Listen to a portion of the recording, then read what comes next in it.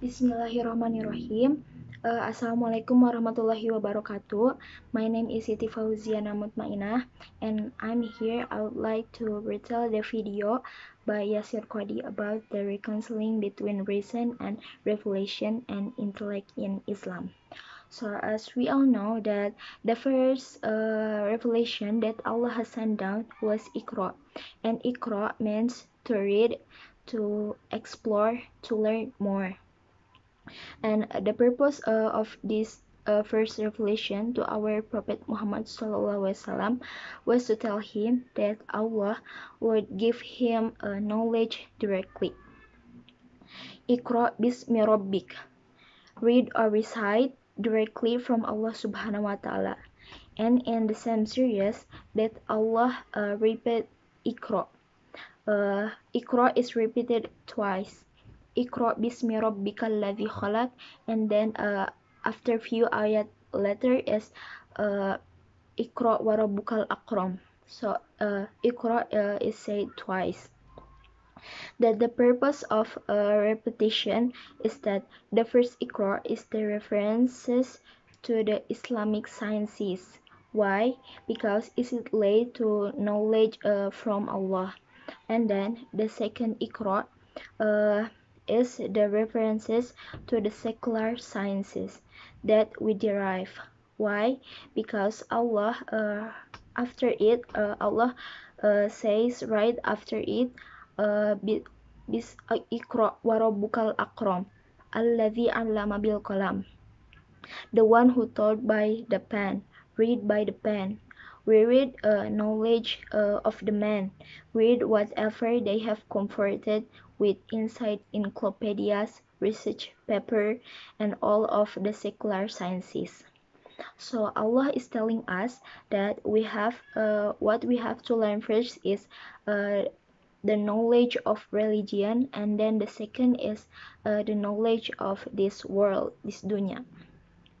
So there's no question that Allah Subhanahu wa Ta'ala has prized knowledge and thought, intellect, and a reflection. And there's no denying in our Islamic history, unlike previous religion and other civilization.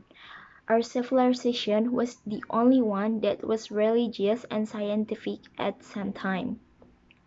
We as Muslim society in Islamic civilization, we are the only group in the history that when we had religion, we also had science.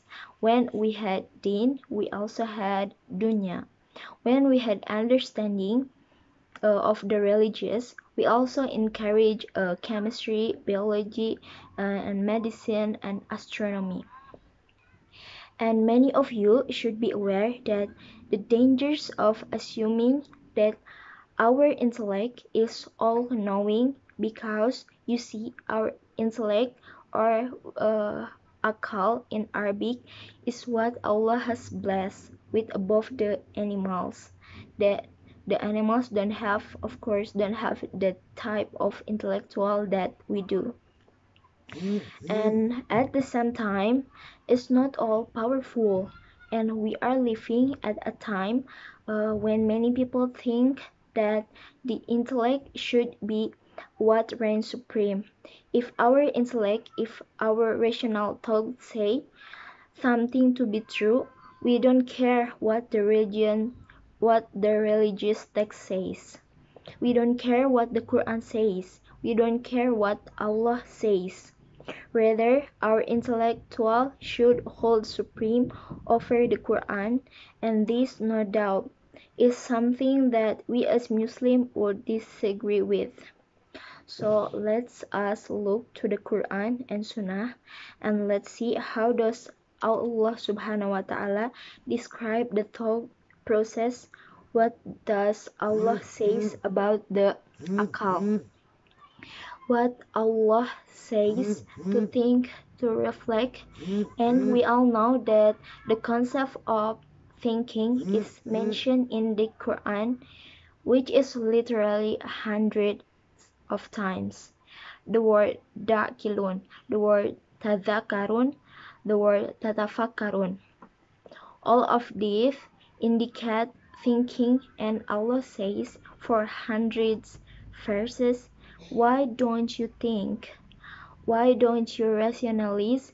If somebody looks at all this time that Allah subhanahu wa ta'ala use the term intellect, we would come to the conclusion, when do Allah ask us to use our intellect? So the first thing we need to do, look at the Quran. When does Allah ask us to use our brain? When does Allah ask to use think? And these four board categories of when Allah asks us to think. So the first category is Allah challenges those who don't believe in Him. Allah challenges them to think and come to the logical and rational conclusion that there's only one God and that God is worthy of being worshipped. This is the book of the time in the Quran that Allah challenges the man to think. Allah tells in the Quran that don't you look at yourself, look at your bodies, your autonomy inside of your body. Don't you see that barely no other being could have created this than Allah subhanahu wa ta'ala? Allah challenges us to think about the creation and the world around us. And Allah says, doesn't it make sense that all of these perfections that has one creator? And then number two, the second category of verses when Allah subhanahu wa ta'ala challenges us to think is to examine the life of the Prophet Muhammad sallallahu alaihi wasallam and come to the conclusion that he is a true prophet is the second category of verses. Look at his lifestyle, look at his surah. Not just this, where he got all this knowledge from, because a lot of Muslims don't realize that Mecca was very backward society. There was no library in Mecca. They literally backward people, Jahiliyah. And yet our prophet comes with a book. The Arab never heard story about Fir'aun, about Musa, about Zakaria. And the Quran challenges kind men to think, where do you think he got this from? How do you know your people before you aware these stories? This is what the Quran tells that Allah says because we reveal it to you. The third point, when Allah challenges us to use intellect, is to increase our iman. And Allah, even if you already have iman, so the Muslim scientists, when they study creation, he will be more full at the perfection of all these disciplines, whether it's biology, whether it's chemistry. He will and how perfect Allah created everything. And Allah subhanahu wa ta'ala challenged us about this creation, and of course we should increase our iman.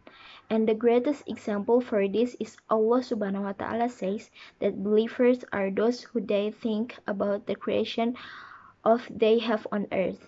Yatafakkarun fi khalqis samawati wa ma fil ard. Go ahead and do your research because an astronomy became a sciences, and then have your iman increase as you wondered at the creation of Allah. And then the final point, that the fourth point, when Allah subhanahu wa ta'ala challenges us to use our brain, to use our mind, Allah subhanahu wa ta'ala asks us to derive the meaning of Quran and Sunnah. Allah says in the Quran, we have made the Quran easy to use where they're thinking about it, so they can understand. They can think about that with intellect that Allah gave. So Muslims use their intellect to study the Quran, to study the Sunnah of Prophet Muhammad sallallahu alaihi wasallam. That's what I know about it. Wassalamualaikum warahmatullahi wabarakatuh.